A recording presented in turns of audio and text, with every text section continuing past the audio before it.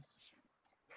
Então, vejam, a primeira unidade a gente falou sobre genética, a parte 1 de genética, e essa segunda unidade a gente iria, de acordo com o meu cronograma, a gente iria falar sobre genética molecular, ia ver um pouquinho também sobre a segunda lei de Mendel, né, para terminar essa parte de Mendel, ia ver genética molecular e biotecnologia em genética.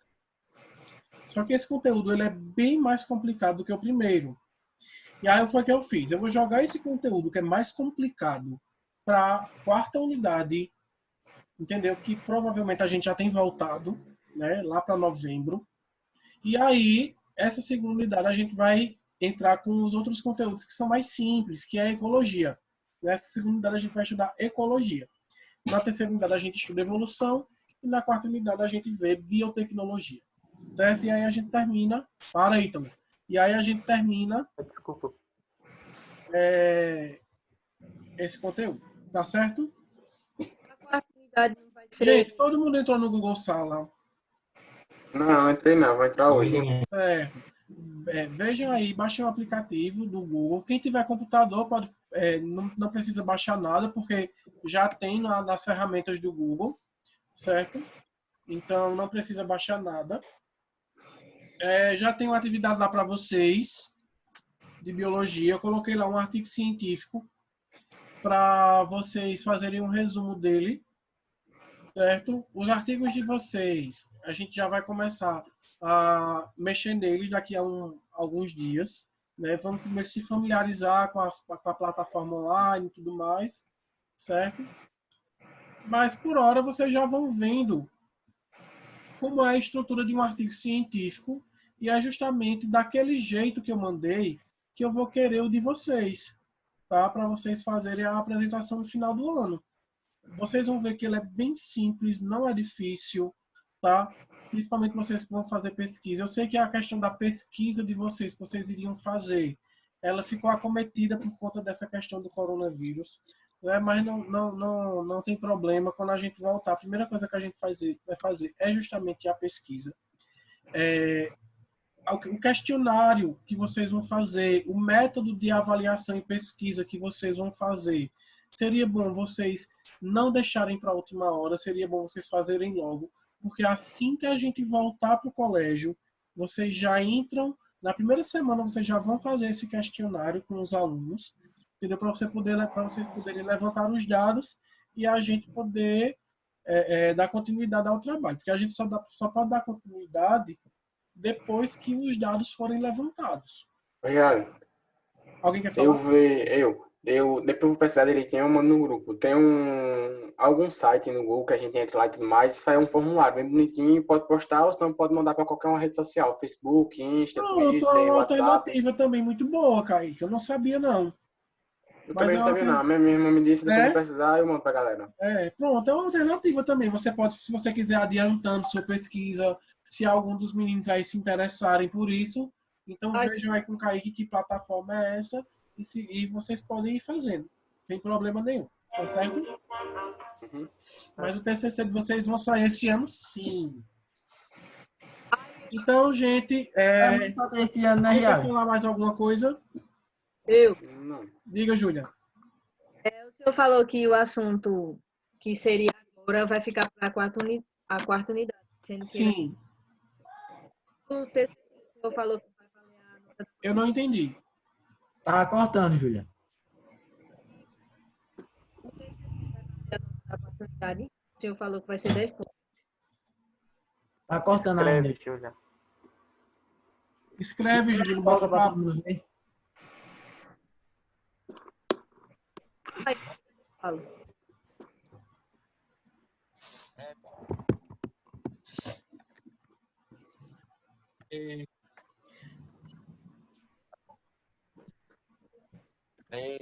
Então, enquanto ela escreve, eu vou falando com vocês. Então, gente, alguém tem alguma dúvida sobre qualquer outra coisa? Nota, avaliação, não, né? E as provas? Como é que vai ficar? A prova da primeira unidade, ela não vai ser realizada. Não sei se a Jaqueline já tinha falado a vocês. A nota, ela vai ser atribuída de acordo com A Que a nota gente vai ser fala. atribuída de acordo com os trabalhos que a gente já vinha realizando, certo, Sim. Guilherme? Sim. Então, aqueles trabalhos que vocês fizeram de biologia, o seminário, né, o seminário de química, então, todos esses trabalhos vão ser atribuídos à nota de vocês da primeira unidade. Não se preocupem com relação a isso. E as notas da segunda unidade, eu não sei se a gente vai fazer prova, porque a gente não sabe quando volta, né? Quando for na época de prova, a gente vê como é que a gente faz. Não se preocupem com isso, certo? Mas, de antemão, a gente vai utilizar o Google Sala, certo? Para a questão dos trabalhos. E até que mesmo que a gente volte, a gente vai continuar usando ele, certo? Porque é mais organizado, melhor que e-mail. Então vamos lá, gente. Deixa eu só compartilhar aqui a tela com vocês. Só um minuto.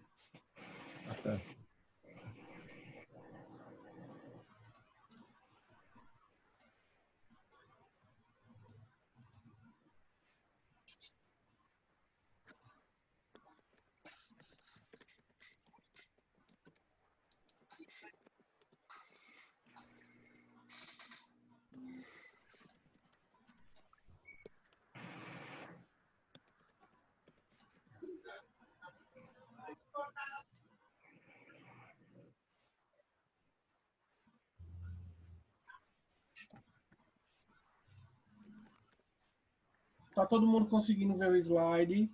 Sim. Tá, né?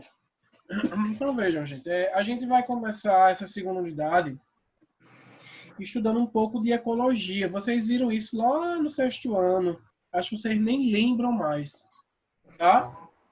Então, a ecologia, quando a gente fala em ecologia, a gente lembra lá de quê?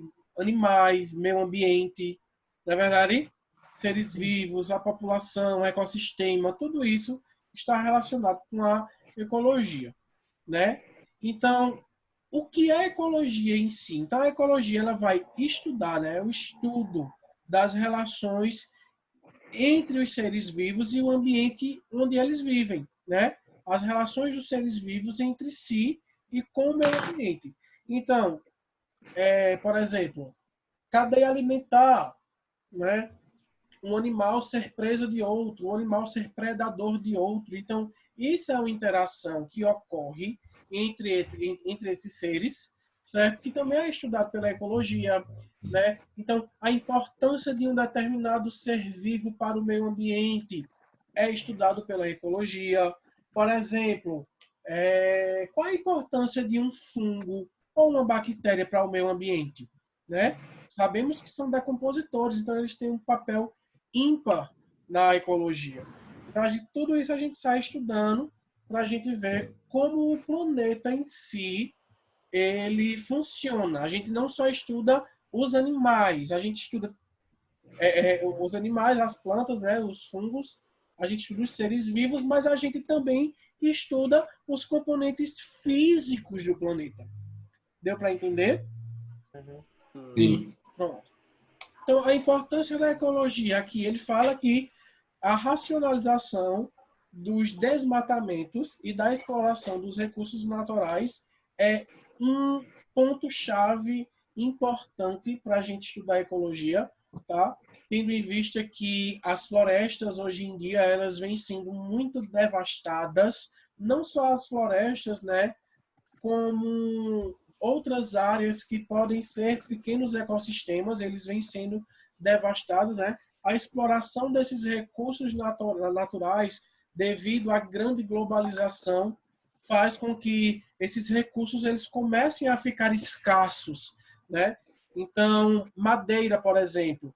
A madeira, eu sei que a madeira, existem árvores que elas crescem muito rápido e ela é um recurso renovável.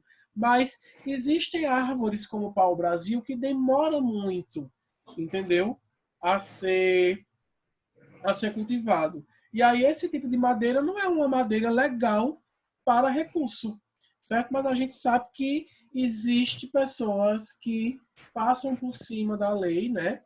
E acabam desmatando alguns tipos de vegetação que são importantíssimas para o meio ambiente, até pela variabilidade das espécies, né? E fazem uso disso Por exemplo, a madeira do pau-brasil, ela é uma madeira bem mais forte. Então, tem gente que desmata pau-brasil, usa pau-brasil para fazer alguns tipos de móveis e vender bem mais caro do que os normais, né? Então, tudo tem aí a ver com a questão de capitalismo e tudo mais, certo?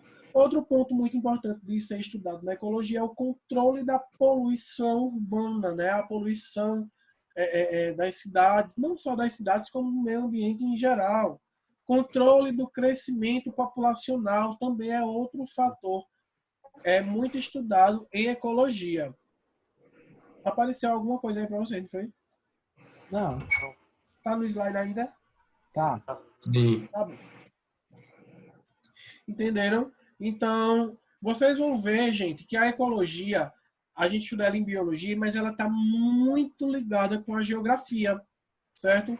A questão de controle de populações, certo? A questão da poluição urbana, os biomas, a geografia física, ela tem muito a ver com a ecologia, certo? Sim.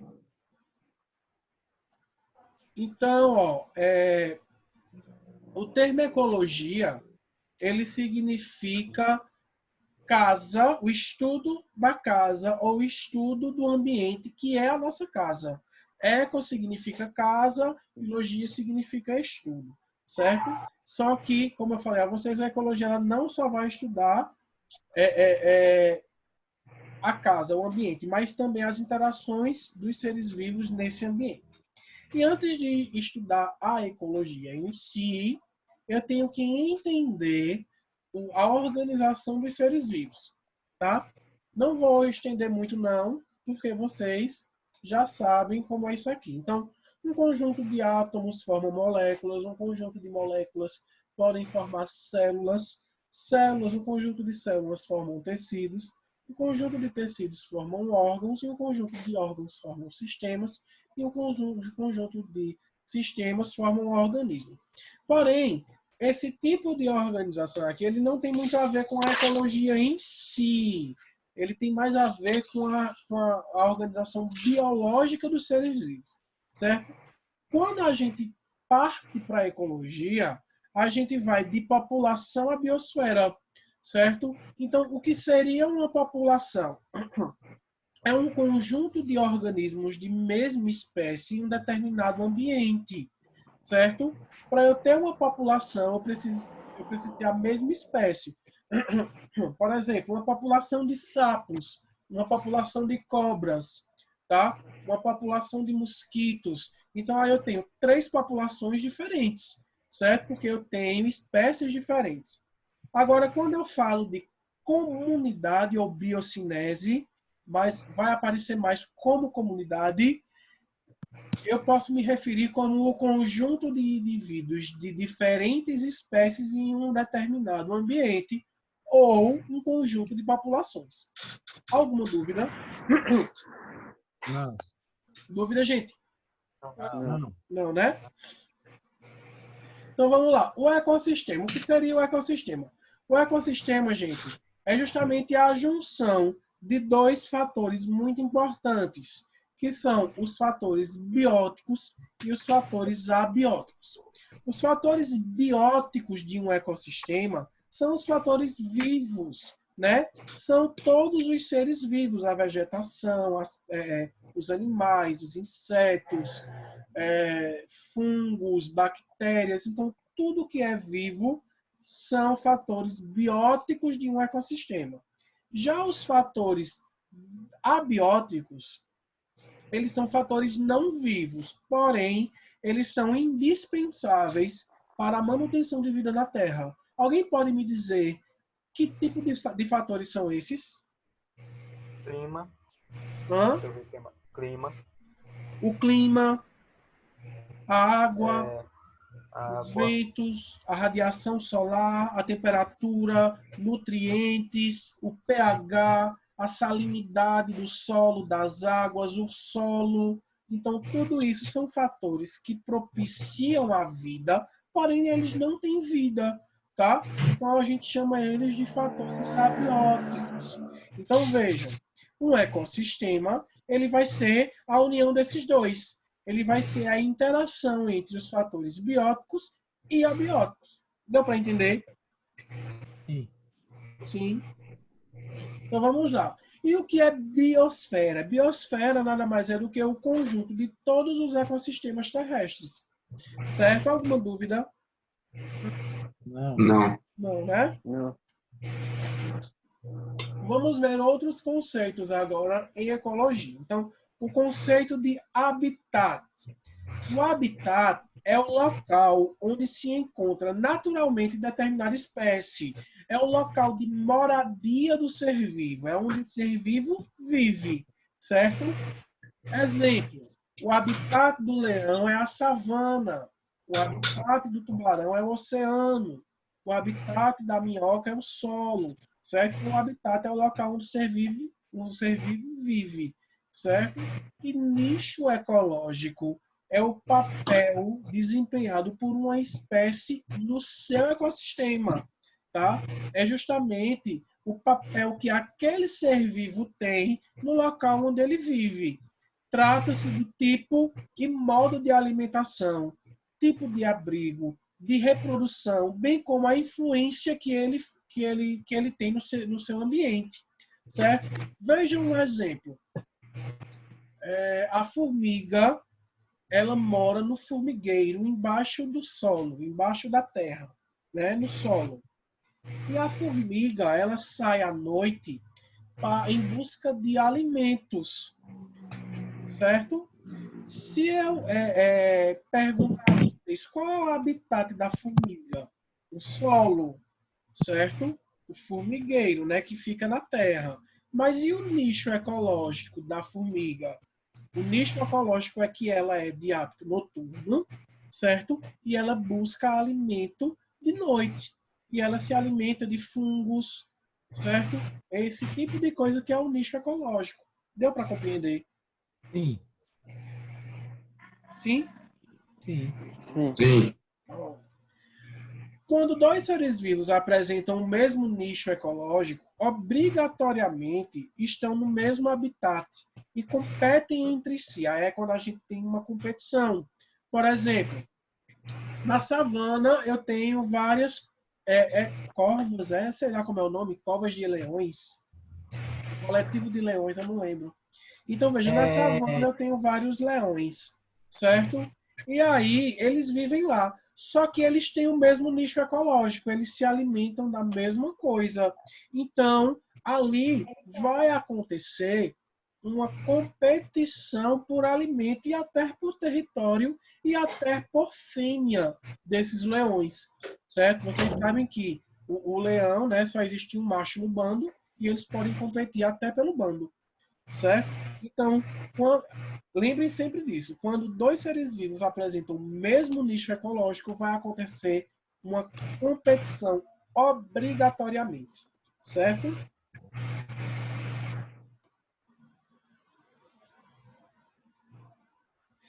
Vejam essa teoria aqui. Princípio da exclusão competitiva.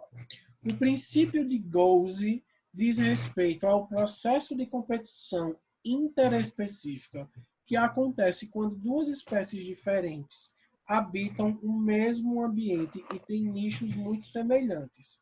Assim, duas espécies não podem ocupar o mesmo nicho. Aqui está cortando, irá sempre prevalecer, pois é mais adaptada àquele habitat. Então, vejam, esse princípio, ele fala aqui de um tipo de competição chamada competição interespecífica. Vocês vão ter que entender que existem dois tipos de competição. A competição interespecífica e a competição intraespecífica. A competição intraespecífica é quando eu tenho animais de mesma espécie competindo. No caso dos leões, que eu falei há pouco, eu tenho uma competição intraespecífica. No caso de competição interespecífica, o que é que acontece? Eu tenho espécies diferentes, certo? E o que é que o princípio da exclusão competitiva fala? Ele fala que mesmo que dois animais eles tenham espécies diferentes, certo? Espécies diferentes. só vai sobreviver aquela competição, aquela espécie que for mais adaptada àquele habitat. Deu para entender? Uhum. Deu para entender? Sim. Tranquilo, né, gente? Então, não entendeu, Diogo? Entendi. Entendeu? Então, vamos ver tentar formular um exemplo. Então, deixa eu ver aqui. Seria mais uma Oi? Seria mais uma introdução à teoria darwinista, né, professor? A teoria de quê? Darwin. É mais ou menos, Ítalo. A seleção natural. Mais ou menos. Porque a seleção natural, ela fala um pouco dessa questão da evolução ao habitat, não é verdade? Mas assim, o que eu quero que vocês entendam é que, mesmo que o habitat ele não seja favorável, a competição ela não vai existir. Porque mesmo que o habitat não seja favorável, aquele ser vivo ele vai procurar alimento, casa em outro local. Entendeu? Então, o ambiente onde o ser vivo vive, ele é muito mais importante do que o seu próprio nicho ecológico. Certo? Se eu não tenho um ambiente favorável para sobreviver, então nada mais vai importar, porque assim, eu não tenho condições para isso. Entenderam, não foi? Sim. Vou passar.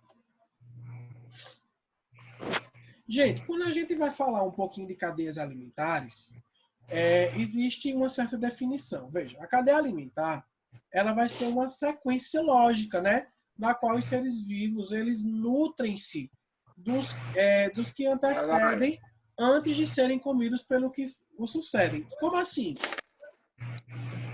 Como assim? Então vamos lá.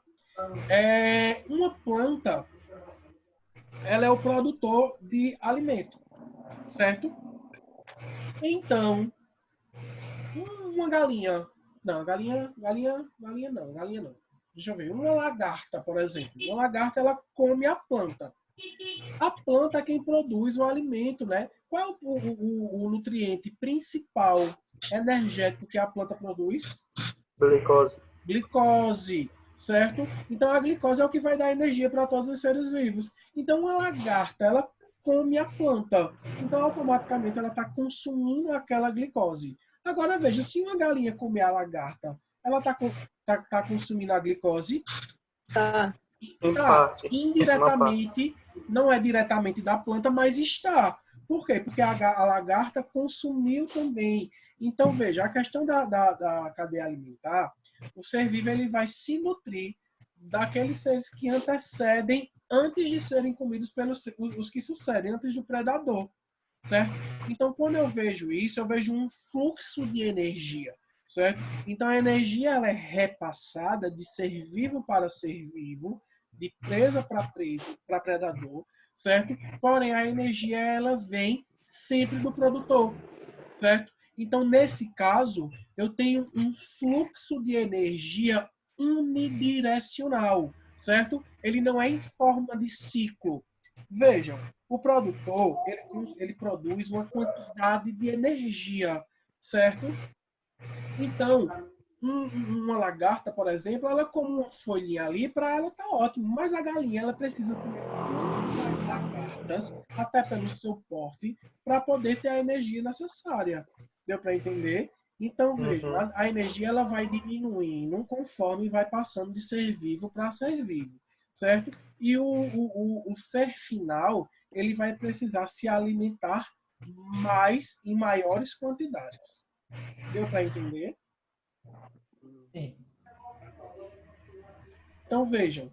Por exemplo, se eu como, por exemplo, uma batata doce ela é rica em amido, né, em carboidrato. Ela é extremamente energética. Então, vocês acham que o que é que vai me dar mais energia? 100 gramas de batata doce ou 100 gramas de peito de frango? Batata. Tá doce. 100 gramas de batata doce, porque ela tem diretamente o amido ali produzido na fotossíntese, né? Coisa que a carne ela não vai me ter, ela não vai me dar, né? Então, é mais ou menos assim que o fluxo energético ele ocorre, certo? Alguma dúvida? Não. Não. Não. Não, né? Ô, gente, uma pergunta. Essa aula acaba de que horas? 12h40. Sim, Ali. 12h40 ou 12h30? Parece. 12h40. Querendo, Diogo. Normalmente no horário mais 12h40. É porque Eu vou não perguntar deu a o Jaqueline. horário. Posso perguntar a Jaqueline?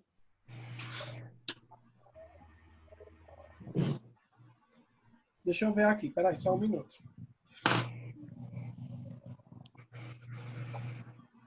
40, Riado, porque 11h50 mais.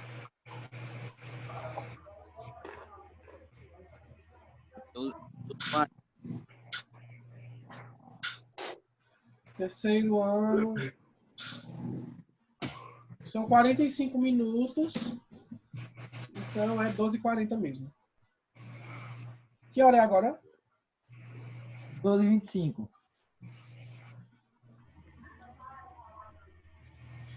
Gente, eu vou fechar aqui o slide. Eu não quero falar sobre cadeia alimentar agora, não. Vou falar um pouquinho sobre ecossistema ainda, tá? O senhor vai gente, mandar o slide? Oi? O senhor vai mandar o slide no grupo? Vou mandar. Vou mandar no Google Sala. Então, gente, voltando, falar um pouquinho sobre o ecossistema em si. Então, vejam quantas coisas são necessárias para manter um ecossistema, certo? Inclusive, a própria cadeia alimentar, ela é importante para manter o ecossistema. Por quê? Porque o fluxo energético, ele deve ocorrer. Imaginem se eu tivesse, por exemplo, animais herbívoros demais e eu não tivesse predadores desses animais. O que era que ia acontecer? Eu ia ter uma superpopulação de animais herbívoros, certo? E eles iriam comer mais do que o normal os vegetais. Embora, vejam só, embora os animais herbívoros eles comem e as sementes saem nas fezes e elas podem germinar em outro ambiente, isso pode acontecer? Pode. Só que demora, certo? Demora mais tempo. Então, se eu tivesse muitos animais herbívoros, eu iria ter um desequilíbrio ecológico aí, certo? Por quê? Porque eles iriam comer a vegetação e aí a vegetação ia demorar bem mais tempo para crescer, tá bom? Então, vejam que até a cadeia alimentar, ela influencia aí no ecossistema, certo? E ainda falando sobre o ecossistema, tem uma coisa muito importante que a gente tem que comentar, que é a própria fotossíntese. Então, a fotossíntese, ela é aquele processo que a gente já vem estudando ele desde sempre, que ele é importantíssimo para tudo. E ele é o processo que ele vai utilizar a radiação solar, né, a luz solar, para poder produzir glicose, para poder produzir esse nutriente que é indispensável para todos os seres vivos. Certo? Além disso, a radiação solar, tanto ela pode ser importante para a fotossíntese, como a radiação solar, ela também pode ser importante para manter a Terra aquecida, certo? É o caso aí do efeito estufa. Alguém lembra como é o mecanismo do efeito estufa? Lembram? A radiação solar vem para a Terra, bate na Terra, é refletida, só que os gases de efeito estufa. Vejam só. É assim. No nosso planeta, a gente tem uma camada chamada de camada de ozônio, né? Que é a camada que vai filtrar a radiação solar, certo? Então, veja. Essa camada de ozônio, ela filtra os raios solares. Então, quando os raios solares vêm para a Terra, eles não vêm com tanta intensidade, certo? E é isso que permite, uma das coisas que permite com que a vida exista. Quando os raios batem na superfície da Terra, o que é que vai acontecer? A superfície, ela vai refletir esses raios de volta para o espaço, certo? Só que na nossa atmosfera temos alguma coisa chamada de gás carbônico, gás metânico, que são gases que retêm calor.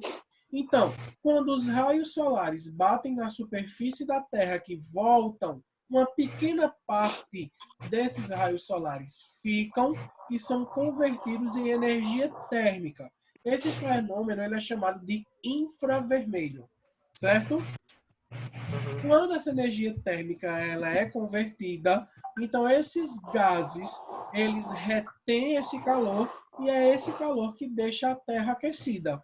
Vejam, se não fosse isso que acontecesse, como seriam as condições da Terra? A gente ia ser muito quente durante o dia, mas de noite ia ser congelante, certo? Porque é justamente esse calor que fica retido, que a gente recebe durante o dia, que aquece a gente quando o sol ele já está quando já está de noite, quando o sol não está aparente, certo? Deu para entender? Então, vejam como esse fator aí abiótico da radiação solar ele é tão importante para tantas coisas no nosso ecossistema, certo? Agora, gente, eu vou perguntar uma coisa a vocês. Se eu sei que um ecossistema é a união de fatores bióticos e abióticos, uma poça de água no chão, choveu, tem uma poça de água ali, ela pode se transformar num ecossistema? Pode. Pode, porque eu tenho condições favoráveis para isso. Veja, eu tenho água, certo? Eu tenho nutrientes orgânicos por ali, certo? Eu tenho temperatura.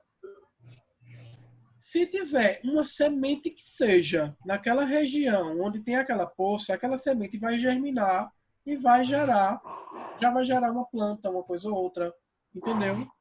E aí pode gerar uma planta aquática, uma briófita, entendeu? E aí já tem aí o quê? A formação de um ser vivo.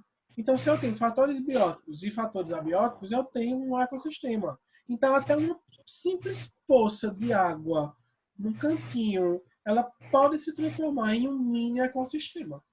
Certo? Dúvidas? Não. Não, né? Aí vejam, no Brasil, a gente tem inúmeros ecossistemas, né? Então, aí, qual é a ideia de bioma? Bioma é uma ecossistêmica que ele tem características próprias específicas.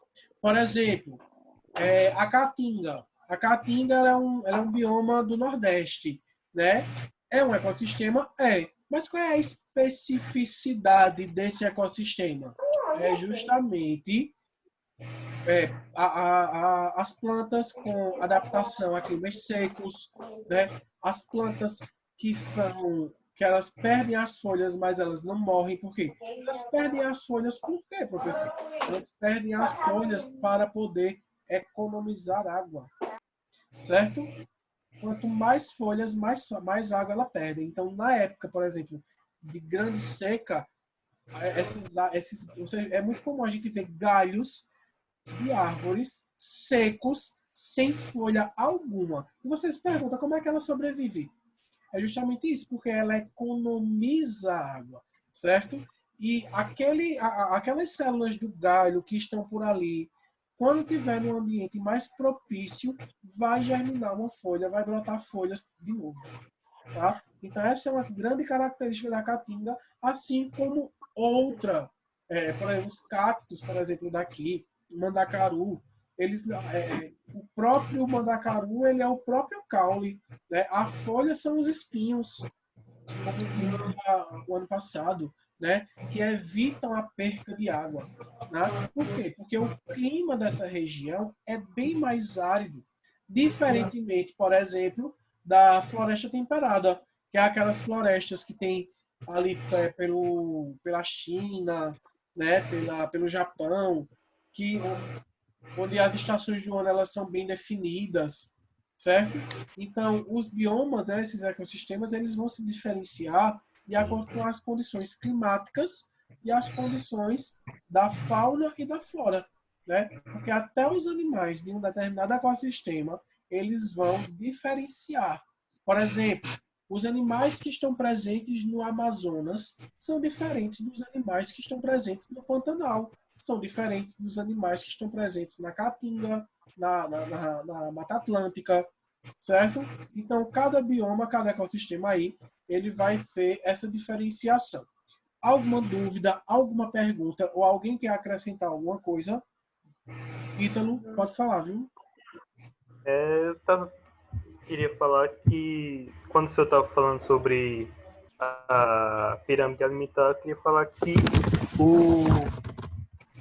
os animais carnívoros, eles produzem sua energia através da gliconeogênese, ou seja, eles ainda utilizam a glicose, porém provinda da proteína e da gordura. Sim, também, né? Esse é um grande mecanismo, né, de adaptação, né? Os Só tem animais um estão se minuto, adaptando Thiago. até evoluir. É o que a gente Vai ligar outra. Já vai encerrar.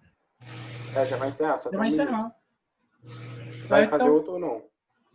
não, acho que termina aqui a aula, né? Tá. Aí, veja, então, finalizando, esses animais, eles vão produzir, eles podem produzir glicose a partir da gliconeogênese, né? De acordo com